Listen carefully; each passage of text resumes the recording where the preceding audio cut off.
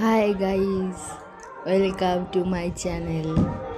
আজ আমাদের বাড়িতে কালী পূজা হলো, তার কিছু মুহূর্ত আপনাদের সাথে ভিডিওর মাধ্যমে শেয়ার করছি। এই প্রথম বাপের বাড়িতে এলাম কালী পূজাতে বিয়ের পর। খুব ভালো লাগছে। আপনারা দেখুন, হোম হচ্ছে, 108টা প্রদীপ জ্বালানো হয়। আমি, মা, ভাই, বাবা সবাই মিলে প্রদীপ জ্বালিয়েছি। প্রত্যেক বছর এরকম হয়।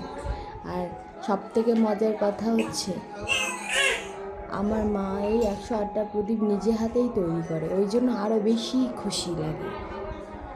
নিজে হাতে তৈরি করা জিনিস জ্বালানোটাই আলাদা আনন্দ। খুব মজা করছি।